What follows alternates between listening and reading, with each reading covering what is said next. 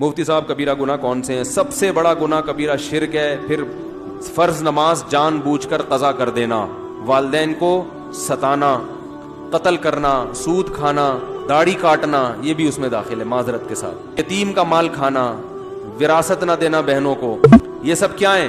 कबीरा। रमजान का रोजा जानकर छोड़ देना, हज फर्ज है फिर भी ना करना, और रिश्तेदारी तोड़ना।